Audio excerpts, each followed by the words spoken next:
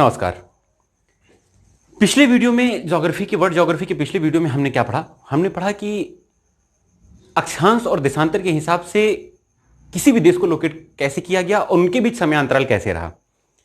अब हम हर महाद्वीपों के बारे में जानने से पहले विस्तार से यह देख लेते हैं कि पृथ्वी पर जो गतिविधियां होती हैं, दिन और रात कैसे होते हैं, दिन और रात के समयावधि में कैसे परिवर्तन होता है और मौसम में कैसे परिवर्तन होता है, उनको जानने से पहले कुछ एक आध दो टर्मिनोलॉजीज हैं जो एग्जाम में बहुत ज्यादा पूछी जाती हैं, तो उनके बारे में जानते हुए आगे बढ़ते हैं। देखिए, सबसे पहले तो यह जानिए कि पृथ्वी जो है कितने घंटे में एक चक्कर पूरा करती है अपनी अक्ष पर, तो वो लगाती है टोटल 23 घंटे और 56 मिनट। 23 घंटे और 56 मिनट का समय लगाती है, जिसे हम मोटा मोटा बोलते हैं 24 घंटे में एक चक्कर पृथ्वी कंप्लीट कर लेती है। 24 घंटे में एक चक्कर कंप्लीट कर लेती है। अब देखिए, जब पृथ्वी सूर्य के चारों ओर चक्कर लगाती है तो चक्कर लगाते समय पृथ्वी सूर्य के चारों ओर जब सबसे नजदीक पहुंचती है, पृथ्वी जो सूर्य के चारों ओर चक्कर लगाती है वो कुछ इस रूप में लगाती है, अंडाकार रूप में, कुछ ऐसा शेप होता है उसका। यहां पे पृथ्वी पहुंची, यहां पे पृथ्वी पहुंची और यहां पे पृथ्वी पहुंची। तो जब ये सूर्य हो गया, जब सूर्य पृथ्वी के सबसे नजदीक होता है चक्कर लगाते समय, पृथ्वी और सूर्य के बीच की डिस्टेंस सबसे कम होती है, मतलब पृथ्वी सबसे ज्यादा निकट होती है चक्कर लगाते समय, तो ये जो है डिस्टेंस, ये डिस्टेंस कही जाती है उपसौर। उपसौर कहा जाता है इसे। यह उपसौर 3 जैन को आता है, मतलब 3 जैन को ऐसी डेट होती है कि जब पृथ्वी और सूर्य के बीच का डिस्टेंस जो है, दूरी सबसे कम होती है। और पृथ्वी और सूर्य के बीच की जो डिस्टेंस सबसे ज्यादा होती है, किस टाइम पे सबसे ज्यादा होती है, उसे बोलते हैं अपसौर। अपसौर यह होता है 4 जुलाई को। 4 जुलाई को पृथ्वी और सूर्य के बीच की डिस्टेंस सबसे ज्यादा होती है और इसे बोलते हैं अपसौर। सबसे कम होती है जो डिस्टेंस, उसे बोलते हैं उपसौर। क्लियर हुआ? अब देखिए, पृथ्वी पर दिन और रात होते कैसे हैं, इसके बारे में थोड़ा सा जान लेते हैं। पृथ्वी जो सूर्य के चारों ओर चक्कर लगाती है, तो पृथ्वी का जो, अगर पृथ्वी को बीचों बीच से डिवाइड करें, जो मैंने पिछली वीडियो में बताया था कि 0 डिग्री विषुवत रेखा होती है। विषुवत रेखा होती है 0 डिग्री। विषुवत रेखा के समानांतर जो रेखाएं खींची जाती हैं वो कही जाती हैं अक्षांश रेखाएं, और 23.5 अंश पर कर्क रेखा है,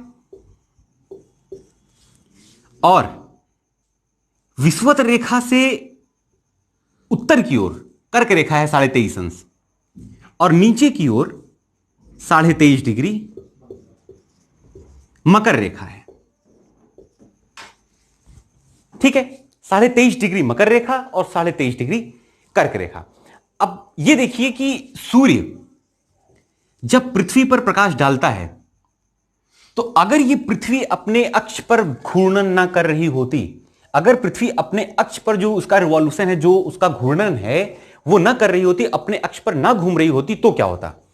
तो भाई होता यह कि पृथ्वी के इतने ही पोर्शन पर, जितने में सूर्य का प्रकाश आप देख रहे हैं पड़ते हुए, इतने ही एरिया पर, यानी कि इस एरिया पर सूर्य का प्रकाश पड़ता, और घर अगर घूर्णन ना कर रही होती, अपने अक्ष पर ना घूम रही होती, तो ये एरिया ऐसा होता जो डार्क होता, ये पूरा का पूरा एरिया डार्क होता और इस पर सूर्य का प्रकाश ना पड़ता।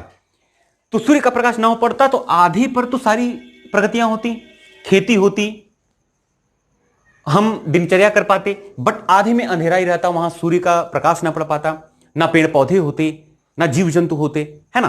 तो ये प्रकृति को मेंटेन करने के लिए पृथ्वी का घूर्णन करना जरूरी था। अब पृथ्वी के घूर्णन पर ही दिन और रात डिपेंड करते हैं।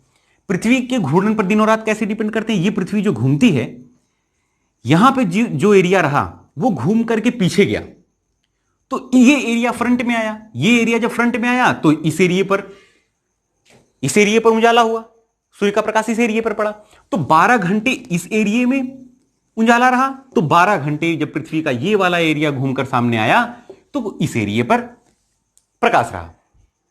ठीक है। अब पृथ्वी पर जो दिन और रात होते हैं वो हर जगह बराबर नहीं होते। हम अक्सर देखते हैं कि पृथ्वी पर जो दिन और रात होते हैं वो कैसे होते हैं। पृथ्वी पर जो दिन और रात होते हैं वो ठंडियों के टाइम पे शाम जल्दी ढल जाती है, हम देखते हैं 5:30 बजे तक अंधेरा हो जाता है। और गर्मियों में क्या होता है, 7 बजे तक लगभग सूर्य नहीं डूबता, हमें दिखाई देता रहता है कि 7 बजे तक भाई अभी उजाला है। तो ये कैसे होता है? ये ऐसे होता है कि पृथ्वी अपने अक्ष पर, पृथ्वी जो है अर्थ, वो अपने अक्ष पर 23.5 अंश का झुकाव भी ली हुई है, झुकाव लेके घूमती है। एज्यूम कीजिए अगर एक तरबूज ले, तरबूज में एक रॉड डाल दें और उस रॉड को टिल्ट कर दें। टिल्ट करने के बाद अगर उसको रोटेट किया जाए तो वो उसी डायरेक्शन में रोटेट होती है। सीधा रोटेट करेंगे तो सीधा रोटेट होती है, टिल्ट करके रोटेट करेंगे तो टिल्ट करके रोटेट होती है। अब देखिए, ये हुआ सूर्य,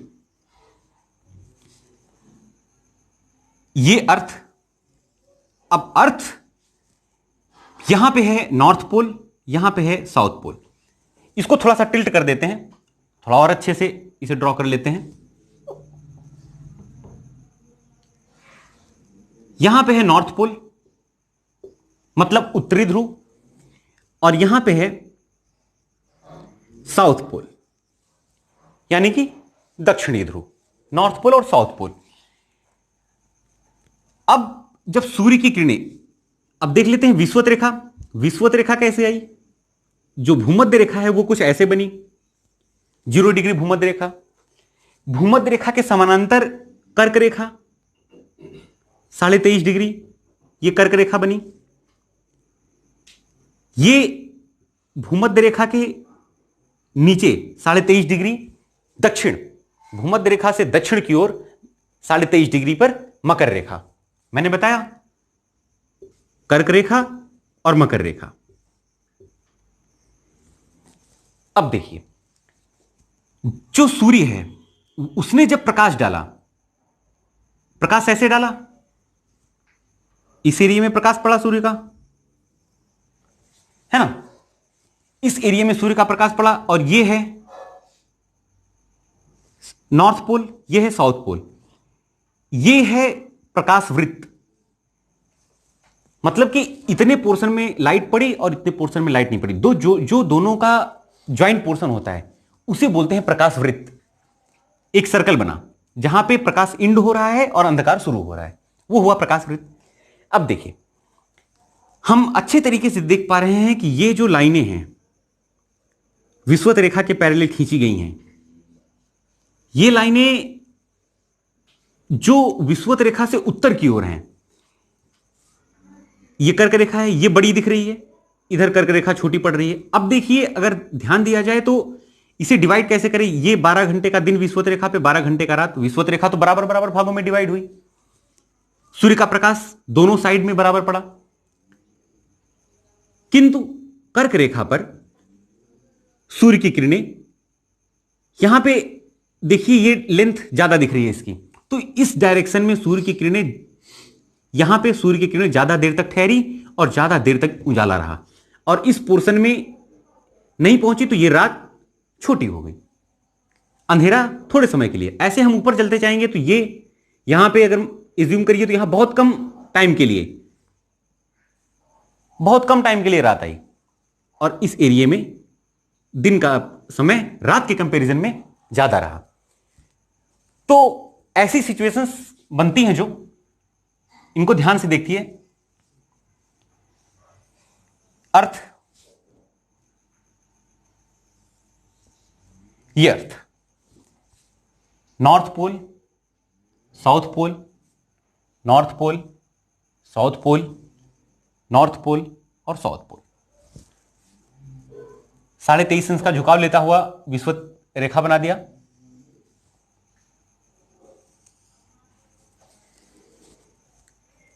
सूर्य की किरणें जो है, ये वाला फिगर थोड़ा और क्लियर कर लेते हैं।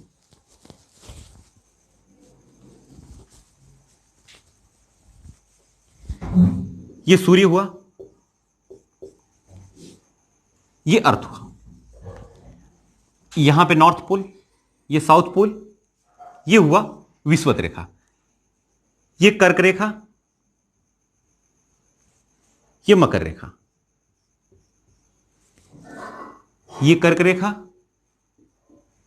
और यहां पे मकर रेखा। अब देखिए सूर्य की किरणें कर्क रेखा पर लंबवत कब पड़ रही हैं? सूर्य की किरणें कर्क रेखा और मकर रेखा के बीच वर्ष भर विचरण करती रहती हैं, वर्ष भर ट्रेवल करती हैं। तो इस एरिया में जो भी कंट्रीज पड़ते हैं, जो भी देश आते हैं, वहां पे गर्मी थोड़ी ज्यादा होती है। कर्क रेखा हम जानते हैं भारत के बीचों बीच से होकर गुजरती है। कर्क रेखा कितने राज्यों से होकर गुजरती है हम सब जानते हैं, इंडियन ज्योग्राफी में भी मैंने डिस्कस कर रखा है। कर्क रेखा भारत के बीचों बीच से होकर गुजरती है। अब कर्क रेखा जब सूर्य की किरणें कर्क रेखा पर लंबवत कब पड़ती हैं? नॉर्थ पोल साउथ पोल कब पड़ती हैं सूर्य की किरणें कर्क रेखा पर लंबवत? जब गर्मी सबसे ज्यादा होती है। जैसे इंडिया में गर्मी सबसे ज्यादा कब होती है? जून का महीना अगर लिया जाए तो 21 जून का महीना होता है जो सबसे गर्म होता है। और उस टाइम पे दिन की अवधि यानी कि जो प्रकाश वृत्त है उसमें कर्क रेखा के जो प्रकाश पड़ने वाला पोर्शन है वो ज्यादा होता है, तो दिन की अवधि थोड़ी ज्यादा होती है, ज्यादा समय तक दिन रहता है। और 21 जून ऐसा दिन है जिस दिन की लेंथ थोड़ी ज्यादा होती है और सूर्य के प्रकाश की किरणें लंबवत पड़ती हैं। सेम चीज सूर्य की किरणें मकर रेखा पर कब लंबवत पड़ती हैं? यह है मकर रेखा, 23.5 डिग्री मकर रेखा कब लंबवत पड़ रही हैं? ये पड़ती हैं 23 दिसंबर को। 23 दिसंबर को मकर रेखा पर लंबवत पड़ती हैं। मतलब क्या हुआ इसका? मकर रेखा पर लंबवत पड़ती हैं तो मकर रेखा पर जो भी कंट्रीज पड़ेंगी वहां पे उस समय गर्मी होगी, उस समय गर्मी का मौसम होगा और सूर्य का प्रकाश कुछ इस टाइप से पड़ेगा।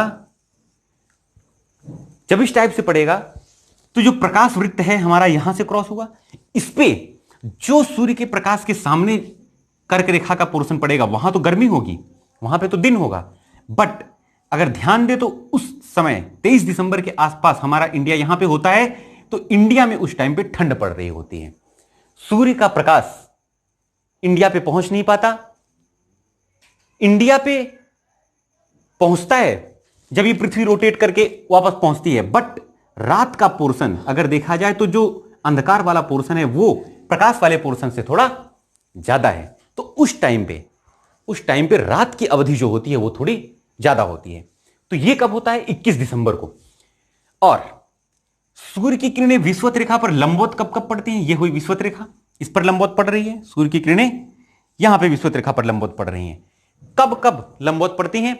सूर्य की किरणें विषुवत रेखा पर लंबवत पड़ती हैं, ये डेट पूछ लिया जाता है कभी कभी एग्जाम्स में। तो 21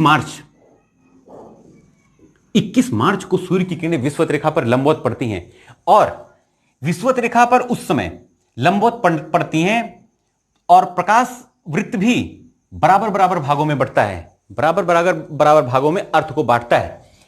तो यहां पे जो लाइनें हैं वो लगभग बराबर हो जाती हैं।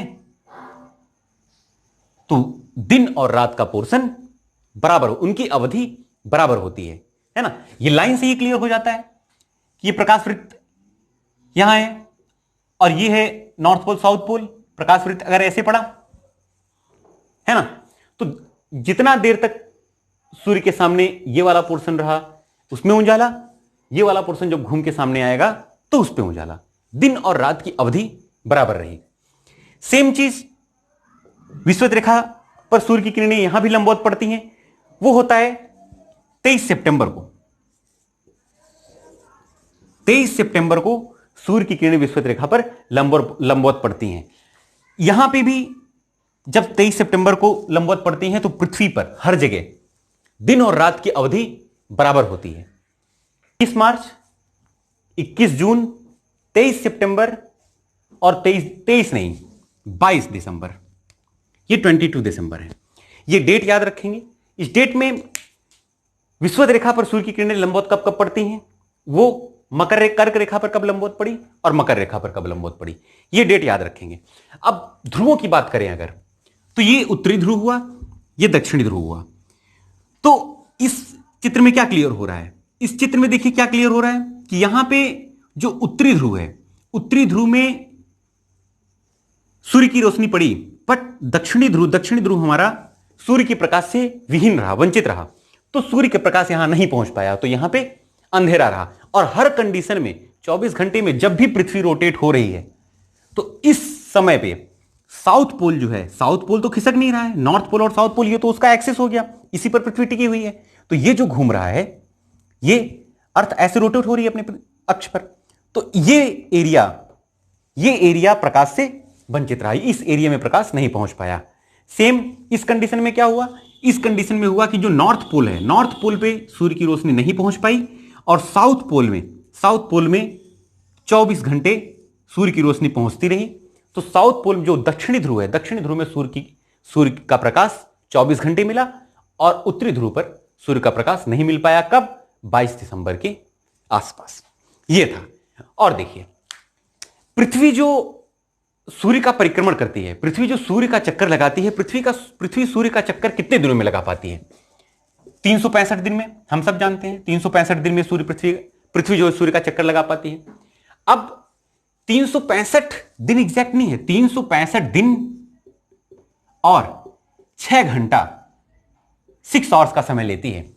365 दिन और 6 घंटे, यही 6 घंटे ऐड किए जाएं तो जब 24 घंटा हो जाता है, मतलब 6 घंटे बढ़ते बढ़ते जब 24 घंटे हो जाता है, तो कब होता है? हर साल 3 साल में 365 दिन होते हैं, 365 दिन में पृथ्वी सूर्य का चक्कर लगा पा रही है, 365 दिन 6 घंटे में। तो 4 साल बाद ये 6 घंटे ऐड करते करते 24 हो जाता है। तो 24 हो जाता है तो यही लीप ईयर में काउंट किया जाता है। उस साल जो फरवरी 29 दिन की हो जाती है, 29 डेज की, और साल हो जाता है हमारा 366 जिसे हम बोलते हैं लीप ईयर।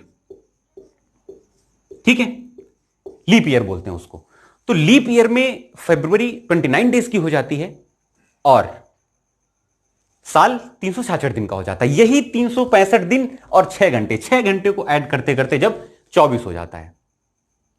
क्लियर है?